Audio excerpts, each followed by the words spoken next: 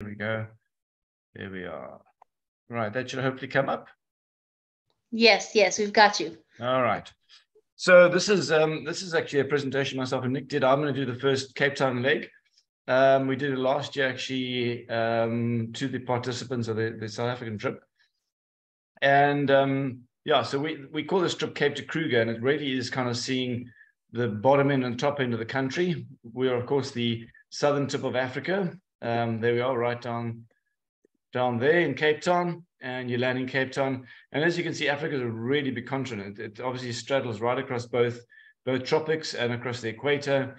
And Southern Africa is a very, very diverse part of the world.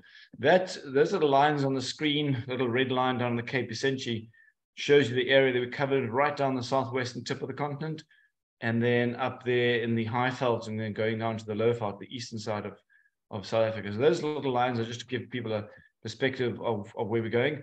And also notice the continental shelf. Continental shelf in most places in South Africa is quite short, and that influences a lot of the pelagic seabirds we can see. So there's some really interesting sea life, although that's not a focus of this trip, it does influence what we can see. So I'm going to chat a bit about the Western Cape leg of the trip. That's Cape Town. It's a very, very iconic city. Table Mountain is one of the 7 natural wonders of the world. It's been voted as that. We get that, hopefully get that view with good weather. And those little lines in the map are just to show the participants of where we go. So we have a base of operation in Cape Town. We sleep there for several nights and then do day legs out, and then overnight, a 2-night leg out east of the city. And that tip you can see at the bottom there, Lower Agulhas, is the southern tip of Africa. So we see the southwestern tip of Africa. We visit that just off Cape Town, and in the southern tip of Africa as well. This area is crammed full of biodiversity, and Cape Town is the world's most biodiverse city. There are more plants and animals crammed into our city than anywhere else on earth, and it's a privilege to work here as I do in conservation. It sadly has got some of the highest rates of extinction, particularly plant extinction, anywhere in the world. But it really is a fascinating part of the world, being the southern tip of Africa. And we explore that a bit. There's over 3,000 plant species just in Africa. And in the area that we visit is 20% of Africa's flora. And I'll say it again. So the area that we visit in the Western Cape has 20% of all the plants in Africa. So it's by far the richest botanical area on Earth. And we touch into that, and we see some of those areas traveling around the Western Cape. We delve a little bit also into why that is. As you can see, that little orange, that little purple tip of Africa there is a plant kingdom all in itself. And the Western Cape has this distinction of being an entirely independent plant kingdom with the richest diversity of plants in the world. And like I said, 20% of the flora in Africa grow here in the Western Cape. Has a lot of parallels to the sort of chaparral of California, the Masha Mediterranean ecosystems, and the western side of Australia. So we have a cold current and this winter rainfall region, which is very, very different to the rest of Africa. And that's quite important to realize, because when we move from the Cape and we go across to the eastern side of South Africa, we have a completely different system. So most people, when they think of Africa, they think of the savannas, grasslands, and the big game, and that's all very true. But the Western Cape is really different, because we have this winter rainfall region and a huge diversity of plants.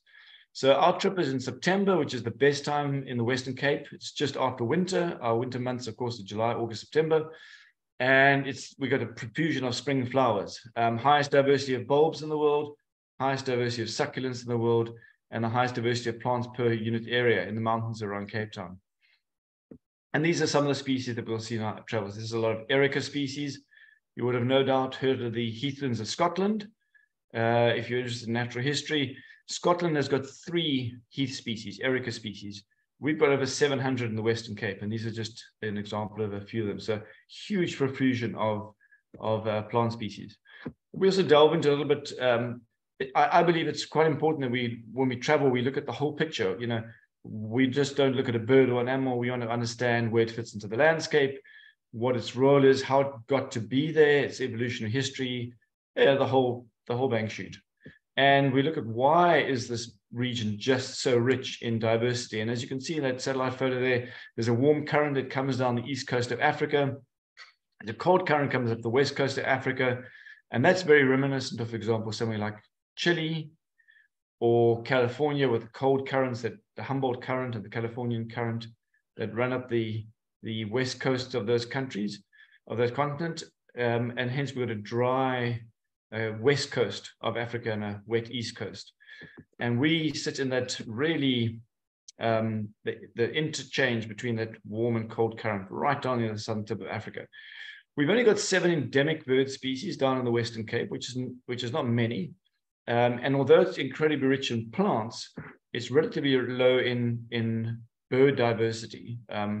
We still see probably in the region of 120, 150 birds in the Western Cape leg of the trip, but there's not that many endemics. And part of it is the ecology that we're in. We're in a fire-driven landscape, again, a lot like California, very low nutrients, ancient sandstones that we travel over, 220 to 250 million years old.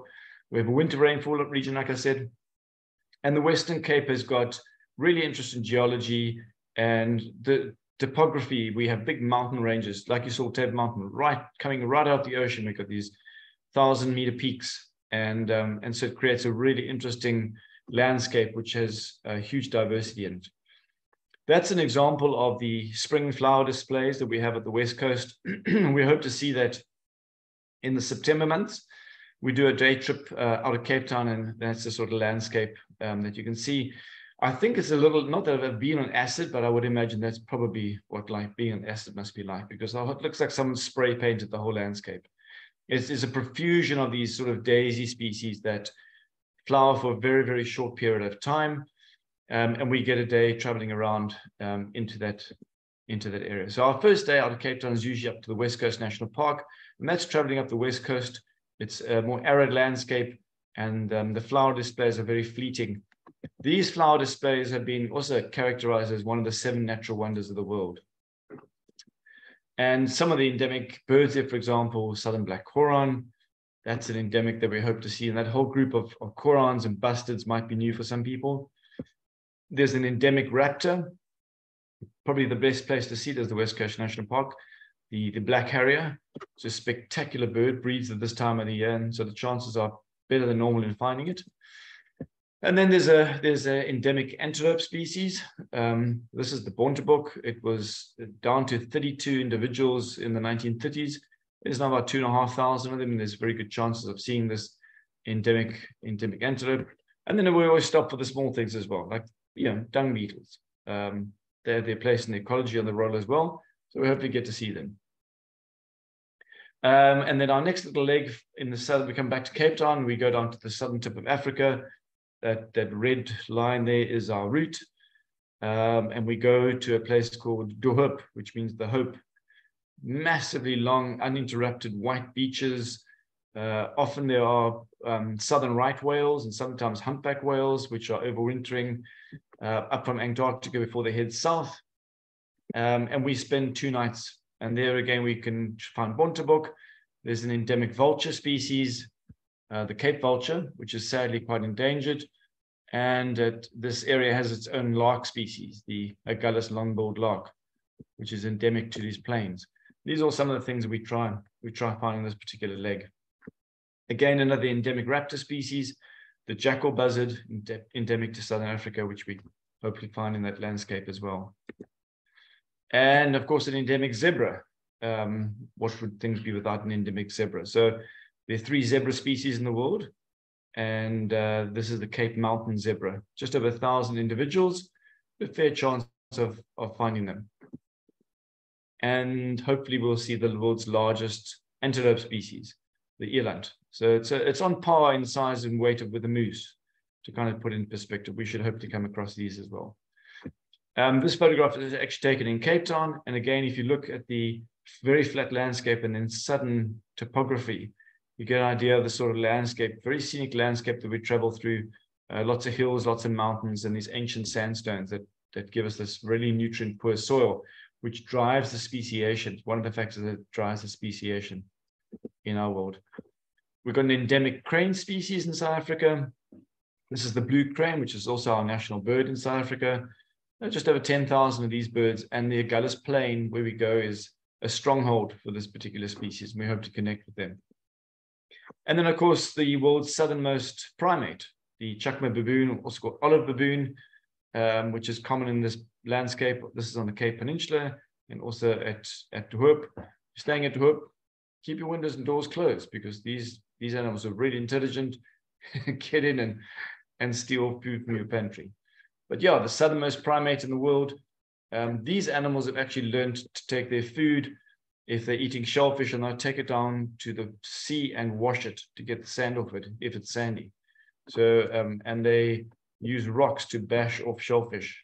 So one of the animals that we utilize the tour.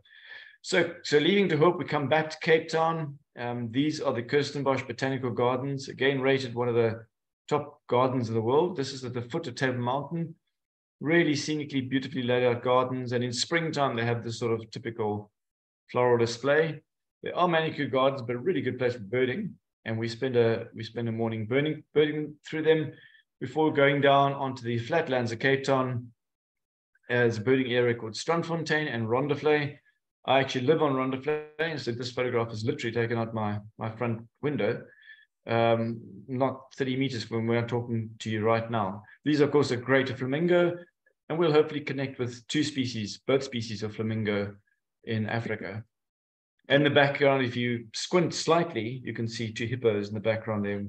If we're really lucky, we'll connect with them. There is a small population of hippos that live on this nature reserve right in the city boundaries. And those little lumps at the back are hippos. The tall white things in the front are flamingos, just to point that out. Black-winged stilt, you're probably very familiar. It's similar to the bird in the Americas. These are all juveniles. And then, of course, the world's greatest pelican. We should come across these, the great white pelican, in our travels in the flats. And the other species of flamingo, lesser flamingo, in the drier months.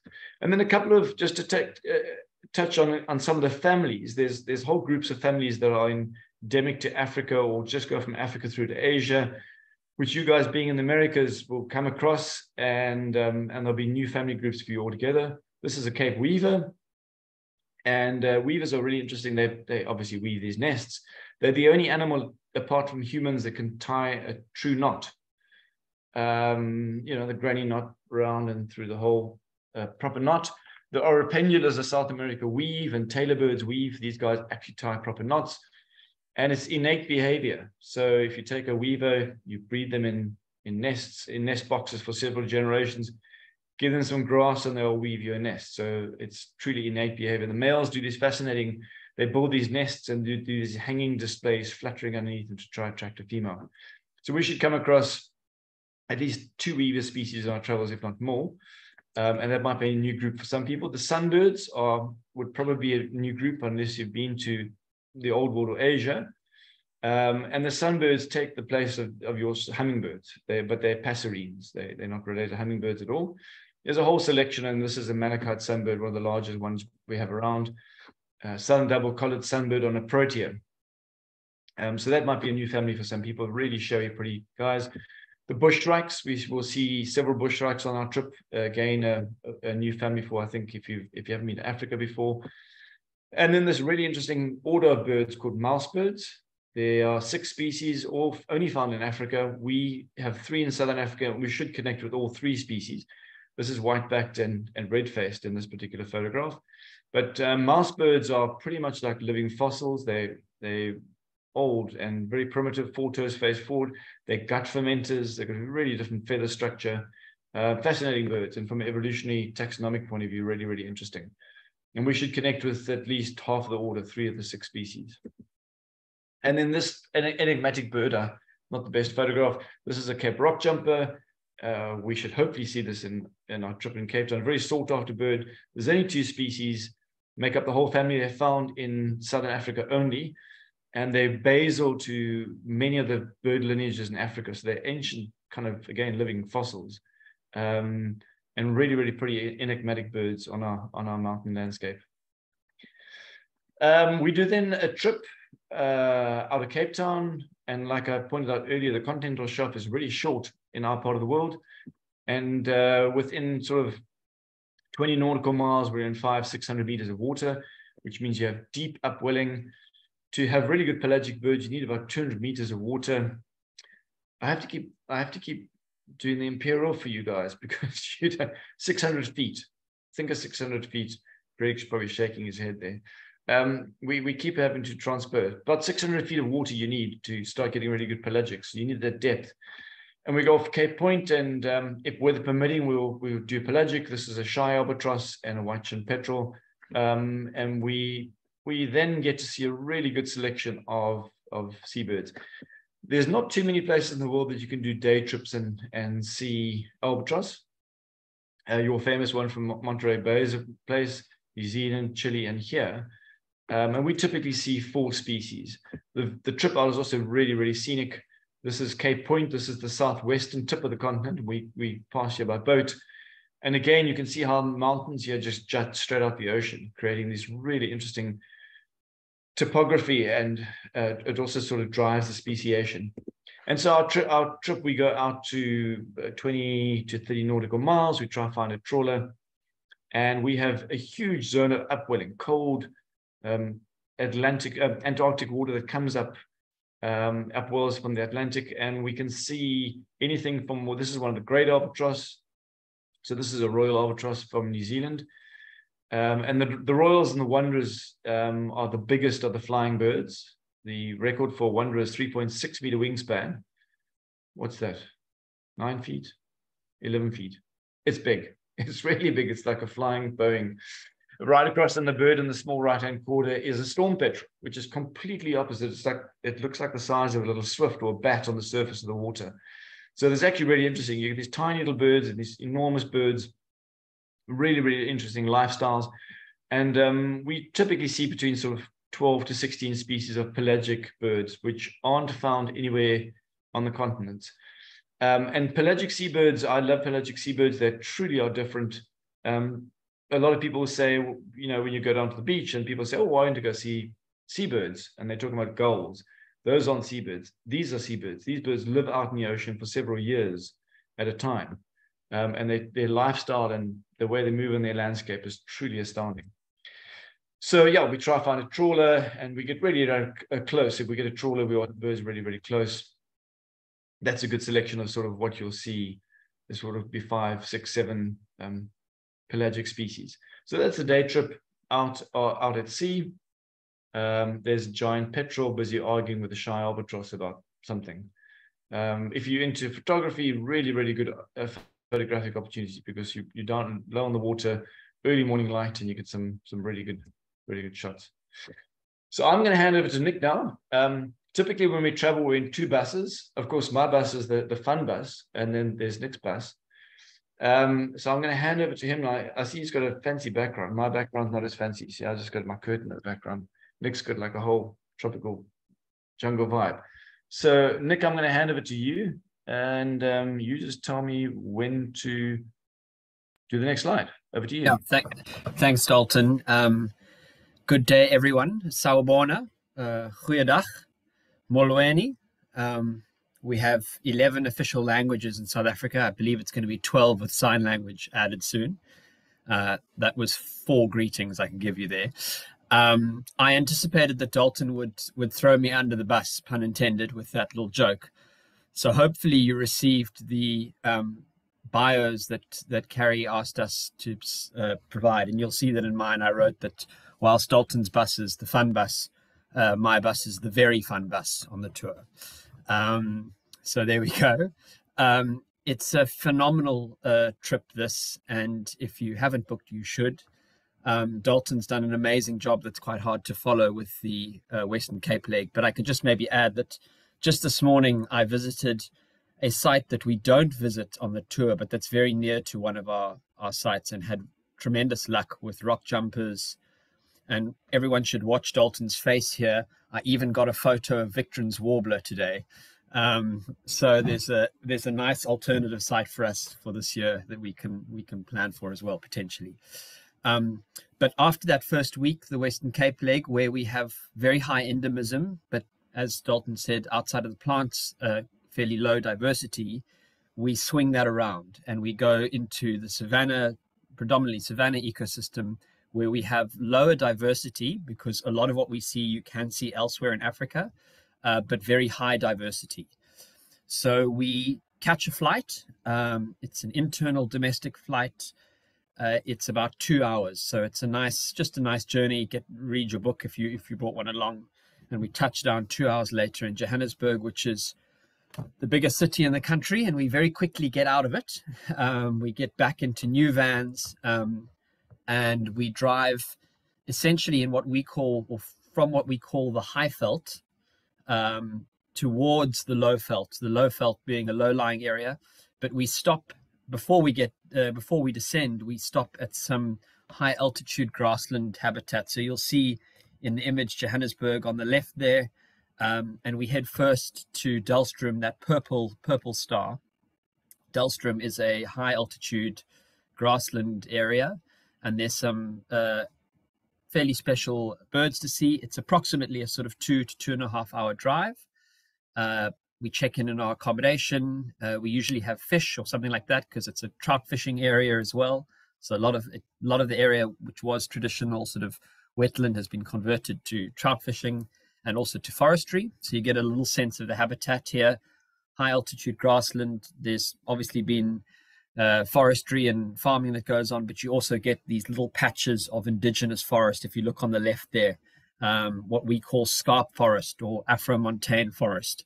And there's also very special birds to see. South Africa doesn't have a lot of forest habitat in the way that some countries in Asia and certain Central Africa and South America do, but we do have a thin belt, and we will visit some on this trip. But in the grasslands, you get these rocky patches that bring in some interesting species. This is buff-streaked chat, which is a special that we look for. I think it's a particularly attractive one. On the first of these tours that I did with Naturalist Journeys, this bird was a lifer for me. It's eastern long-billed lark, and we have a whole number of larks in this complex, and they've done weird things across the country. We have a chance at what is now a subspecies, a gullus long-billed lark on the Western Cape leg, and then this individual, or this species rather, when we're up in the grasslands, the eastern long-billed lark. We will have almost certainly seen Cape sugarbird, which is one of our South Africa's 2 endemic families in the Cape. But the far trickier of the 2 species to see, and there are 2 in this family, is Gurney sugarbird, pictured here. But we have a chance for it when we visit Mount Sheba, which is set in the scarp forest, but with these beautiful open patches of grassland above it. So we look out for the species there, and hopefully we get it on the trip. And we get some interesting antelope species that we won't see elsewhere on the trip as well. So this was mountain reedbuck. We also see things like oribi, potentially, which is quite exciting. So that's the grassland leg. Then we move essentially into scarp forest proper to go and do some forest birding. It's probably the nicest accommodation that we have of the trip. Really good food. I can see Mason nodding his head. I'm sure I can't see Greg's face, but I'm pretty sure he'll be nodding as well. Really, really good and comfortable a couple of days there. And we probably need it at that point of the tour. Although it's nicely paced, it's intense, and sometimes it's good to have a little bit of comfort just to take stock. So yes, we head. It's probably a sort of done quickly a 2 or 2.5 hour drive, but we do stop along the way when we're traveling from Delstrom to Mount Sheba. We bird along the route as well, and then we get into Mount Sheba. And this just gives you a quick aerial view, so you can actually see the grounds where we stay in the center of the picture there, and it's surrounded by pristine scarp or Afro-montane forest with, as I mentioned, these also beautiful grassy patches above the forest that we go and bird as well. And this is quite nice because we have sort of 2 days here. The weather can be a little unpredictable in this for this leg of the tour, which is probably why we have the 2 days, to give us a good chance to have decent weather. But typically the mornings are a bit misty, and then as the day heats up, it clears. So we do get out early for the dawn chorus, but actually the birding can often be good throughout the day, depending on the weather. and we see some forest specials. This is not the best photo that I took on the left, but it's Narina trogon. It's our trogon species that we look out for. They tend to do exactly what this individual is doing, which is put their green, rather camouflage, back to you. But when you see them the other way around, it's a very striking, bold red, a really beautiful bird. And we've had good luck or good success with these species in the past. And then on the right is Neisner Turaco, and you tend to hear them through the forest a lot, and hopefully we get good looks at them. I believe they were seen very well last year's tour as well. I included this. It's a bird we see. So we have an interesting little game we play on the tour, which is that we keep a record every day of all the birds we've seen through the course of the day, and we track those species that we see almost every day of the tour to see which one comes, or which ones will be ever present. This species almost always gets quite close, but doesn't make it the full distance. But it's bar-throated apelus, or apelus, depending on how you say it. And it's interesting because it changes. It's quite variable across the country. So this version seen at Mount Sheba has got quite a sort of yellowish wash to it, and quite olive, in fact, on the upper parts. But the versions or the birds we see in Cape Town or in the Western Cape are a lot paler, a lot whiter on the belly, and a bit more grey actually to their bodies. So it's always worth sort of photographing these right throughout the trip. We miss them once we get down to Kruger properly, so they fall away from our ever-present challenge. And then we do stop and look at other things along the way. I think this is a forest brown butterfly. Trying to get into that, trying to get a bit better at that. So this is a Naturalist Journeys tour, so we don't just look at birds. Whatever we see along the way, we stop and appreciate. And as I mentioned, the accommodation's very good, and you get your own private rooms, so whatever monkey business you want to get up to, you can. This is blue monkey or Simango monkey, which is actually sort of restricted to forest patches through the country. The sister species, vervet monkey, is more common, and we should see them hopefully in Kruger. So you'll see that on our map, we've gone from Dahlstrom to Mount Sheba near Pilgrim's Rest there, and then we go into the Kruger National Park. And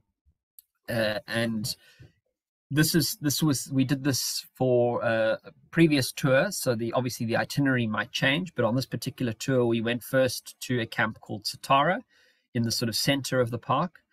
I've heard the Kruger National Park described as the calendar reserve, which is that it's really, really enormous, and it's approximately 365 kilometers north to south. And on average, east to west is around 50 kilometers, so kind of representing a year. So as I mentioned, on this particular tour, we went first to Satara Camp, which is in quite typical, what you might consider almost East African type savanna. It's open grassland, not very woody. Savanna is a very broad term, and it can encompass essentially grasslands right through to woodlands. But essentially, it's meant to indicate a kind of balance between a tree and grassy biome. And in Satara, you get very open grassland. It's very good for big mammals, and also good for certain birds that like to forage in the open grassland. We meet two other guides at this point from the Safaria team, and at this point you will jump out of the fun vans and into even funner open vehicles, and this really enhances your experience of the trip. You're in the open air. It's not too hot, don't worry. You've got air flowing on you generally, but it's really a wonderful vantage, and you're fully immersed in the environment and the smells, the sounds, all of it. We try very hard with this tour to keep you comfortable, well watered, well fed, etc. But it is worth realizing that this is Africa, and so conditions can be different to what you know back home. But you're distracted by really amazing species, something like this, the Kori bustard, the biggest of our bustards.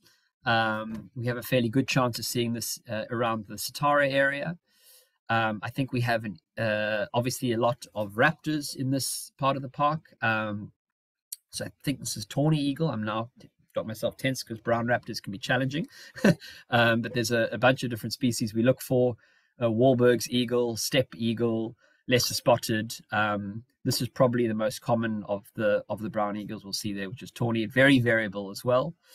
And vultures are in real trouble throughout Africa, but the Kruger Park is a hotspot for a number of species.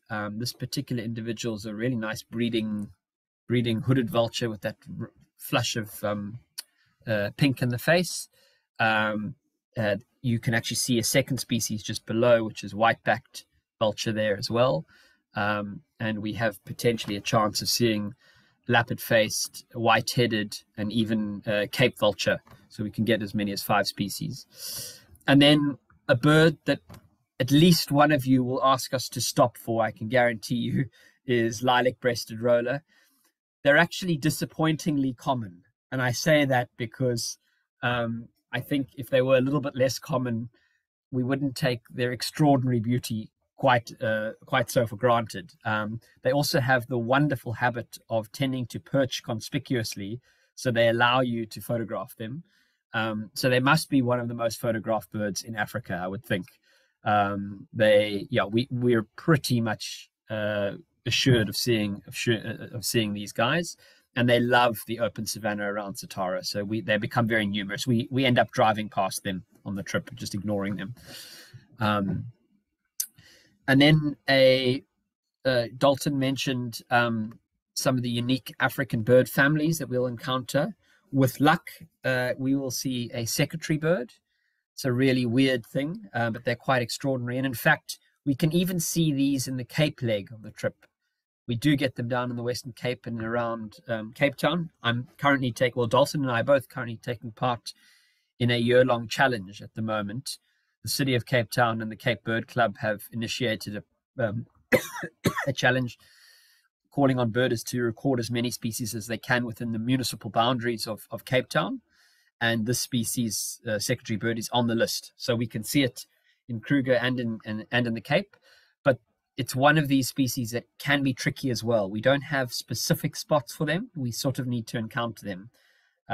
So that's a lucky one if we can come across them. Really, really cool. And then, of course, it wouldn't be a trip to South Africa if we weren't going to hopefully run into some of the big 5. And we've had some really incredible sightings over the years with this tour. So obviously this was a big boy lion that we came across. To give you a sense of how close we were to this animal, there's Dalton, and just look through his window. Dalton looks comfortable in that photo. It doesn't look too rattled. But yeah, so that was a good one. And we had this sighting to ourselves, actually, quite incredibly. Kruger can get busy with other tourists, so it's sometimes a little luck of the draw, but this one we had all to ourselves, which was quite incredible. One of the other cats that we could come across is the cheetah with those characteristic tear marks. They are actually one of the rarer predators in Kruger, but we've had very good luck with them, and they are fairly reliable around the Satara area. They love the open grassland, so we tend to look for them on that part of the Kruger leg. And then we head on this particular tour. We then headed south into a slightly thicker part of the park. So Kruger is characterized by essentially has an interesting rainfall distribution pattern. The southeast of the park is very wet, and the northeast of the southwest of the park is very wet, and the northwest of the park is very wet. And then it's sort of increasingly arid through the central parts. But there are major rivers that drain through the system. And at Skakuza, the biggest camp in the park, the Sabi River cuts through and creates this thicket habitat that's very, very good. This is probably the best place in the world to see leopards. They are very full up. And I've read reports that their density around this area is well, some of the densest populations of leopard in the world. So very, very interesting habitat. And the Sabi River brings huge numbers of wildlife down to it. So on the left here, we've got very good chance of running into saddle-billed stork along the river.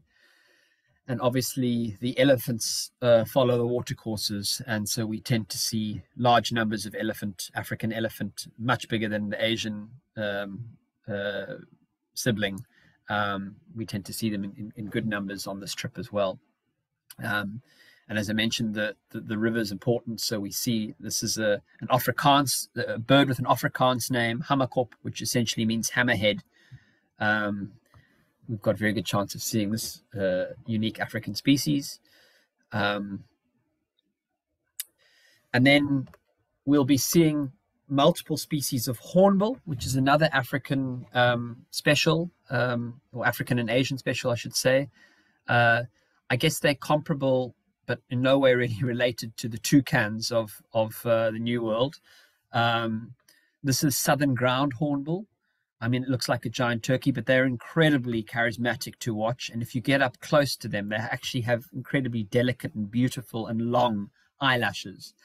But don't be fooled by their pretty eyelashes. They literally clear up everything along the way.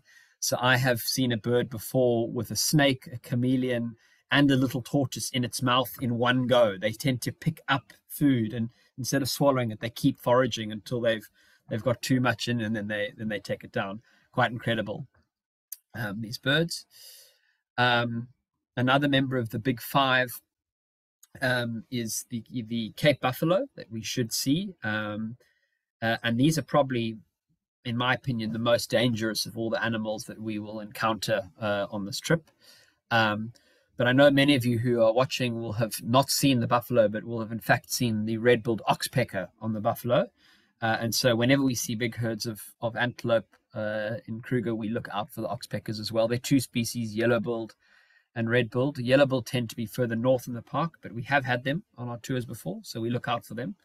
And they were in quite a bad way, but they've recovered very well.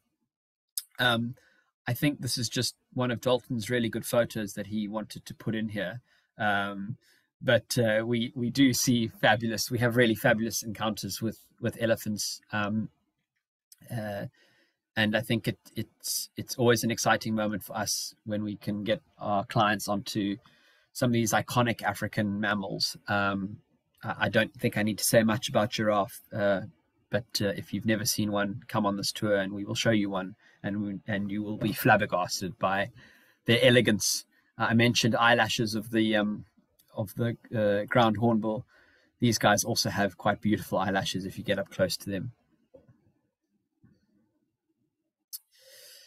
And then another special of Africa, the common ostrich. There are two species of ostrich, Somali and common. We should see these in both legs of the tour. So we get them down in the Cape and up at Kruger. In fact, they're probably harder in Kruger than in the Cape, but we should see them nonetheless. And if you are up for it and you're a meat eater, and there is ostrich on the menu at any of the restaurants we eat at, I encourage you to have it. It's delicious, and it is ethically farmed in the country, so well worth it. Yeah. One of my favorite bits of this trip is that we look for big fig trees that line the rivers. And in the fig trees, we tend to see some really interesting birds, things like green pigeon and this brown-headed parrot. We don't have a lot of parrots in Southern Africa, but this is the one species we will hopefully see on the trip. I mentioned African green pigeon. This is one. Really, really gorgeous birds as well. So we'll look out for them in the figs. We do try and do a bit of owling, particularly after dinner and in the camps at Kruger. So the camps are fenced, so we're safe from the dangerous game. But it's always very interesting to see what we can see around the camps at night. So we'll have a spotlight and look. This was African wood owl on this particular year of the tour, we actually weren't staying in the park. We were staying just outside of it. So this was not, in fact, in Kruger. It was just on the outskirts of the park. But they do come into the reserve. And I showed you earlier a picture of Neisner Turaco. This is purple-crested Turaco that replaces Neisner Turaco in the Lowveld. And so we tend to hear and see these guys in the Kruger National Park as well. Really unbelievably gorgeous bird. And then Kruger is also famous for its rare antelope. I want to manage expectations here that seeing sable like this is not a common sighting, but we are in areas where they occur, and so that's, I think, the beauty of this tour. There's lots that we expect, but there's other species that we hope to run into. This was taken from a previous tour. It's one of my favorite pictures, actually, of this species. It's very, very special to see them like this. So that's sable antelope. And of course, we see other carnivores. So spotted hyena are surprisingly common. In fact, it's even possible at night to see them around the fences of the camp. They do tend to come in sort of at night and see what people are up to, drawn in by the sights and by the noises and the smells. But these are formidable animals and unfortunately maligned by the media and, for example, the Lion King, but they actually do play a critical role in the ecosystem, cleaning up and removing parasites from the system. And they've got incredibly strong jaws. So they crush bone and essentially eat bone, getting the marrow inside the bone. And you'll often see with them, if you come across their spoor, once their spoor have been in the sun for a little while, they turn completely white. It's the calcium that they've excreted. Special animals. Dalton mentioned in his part of the talk that we can potentially see hippos in Cape Town. We will see hippos in Kruger National Park. They are abundant, and at this time of year we tend to see them even out of the water, as this picture suggests. This is another very dangerous animal, but fortunately we tend to see them frolicking in the water and at a distance.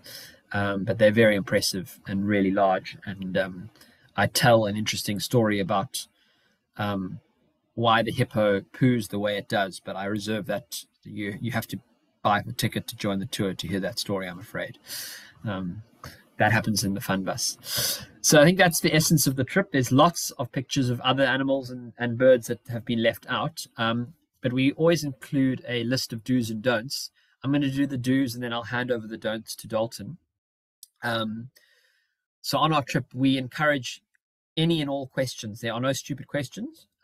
So you must always ask what you want to. We encourage everyone to let us know how they're feeling. We try very hard to be sensitive and observant of how everyone is enjoying the tour. But it helps us as well if you let us know if there's, if you're enjoying it or if there's an issue or whatever.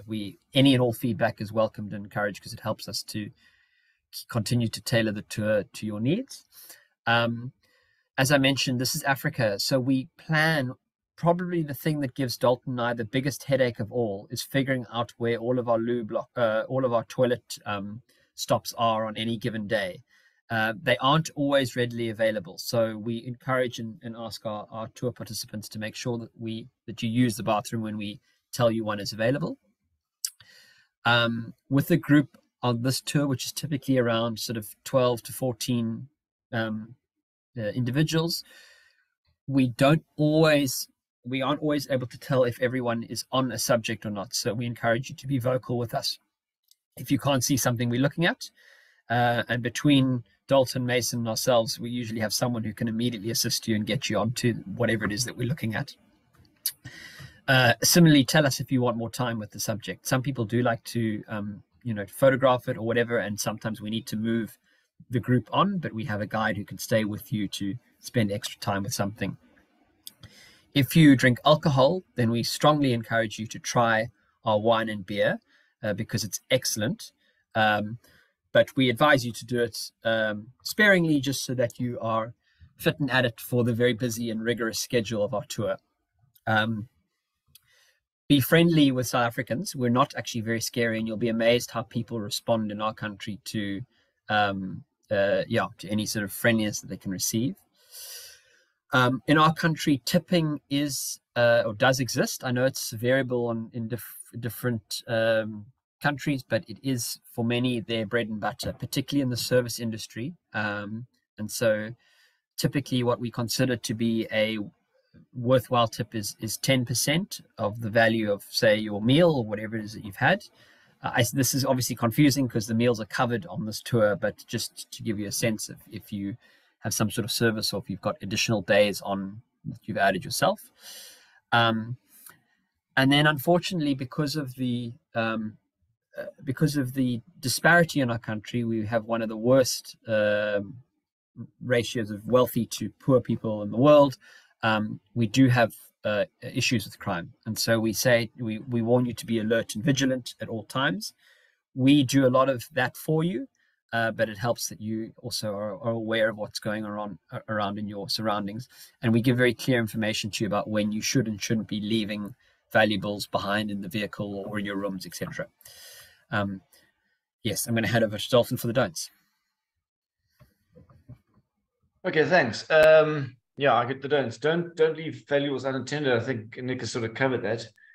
And go wandering off on your own. Don't. There's a don't in front of that.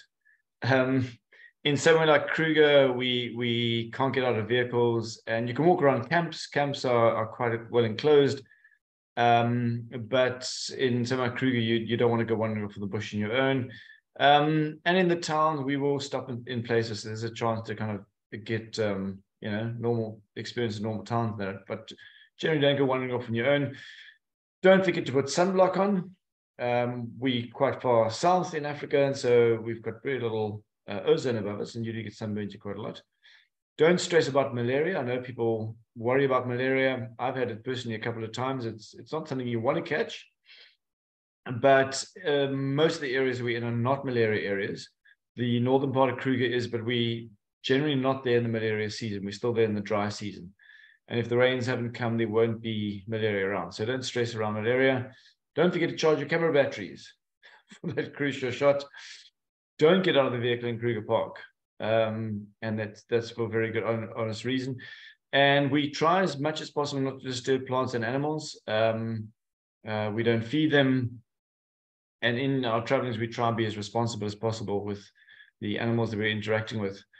And then just to put it in context, I've done tours in quite a lot of places in Africa, and have traveled quite extensively in Africa, Madagascar.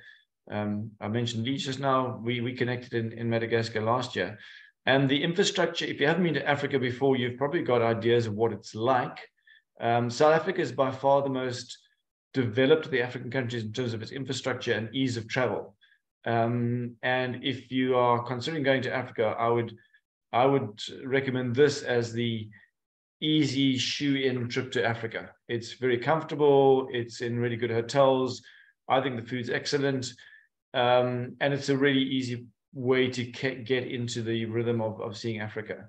So I would really recommend it from that perspective. And I think we're all done. I think that's it. I think we're on to comments and questions.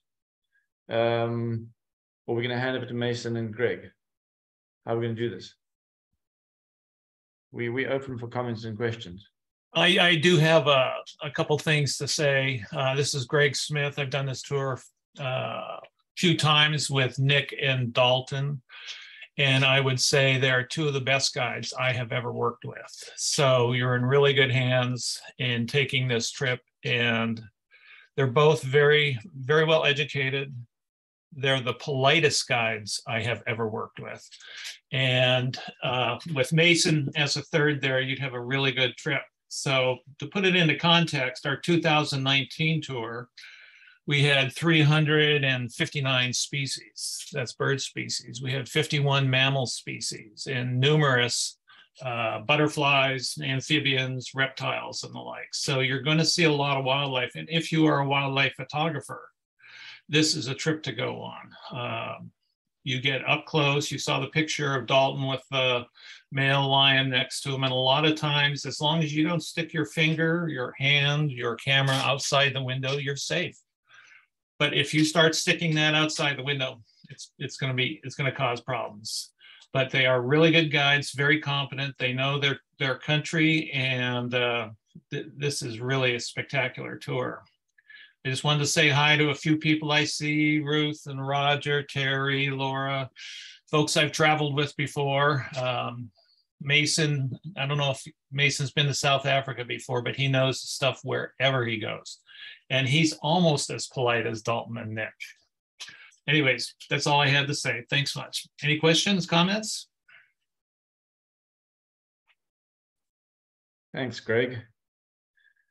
Last year's trip, Mason was on last year's trip, and I believe we set a new record for this trip. Was 369 bird species.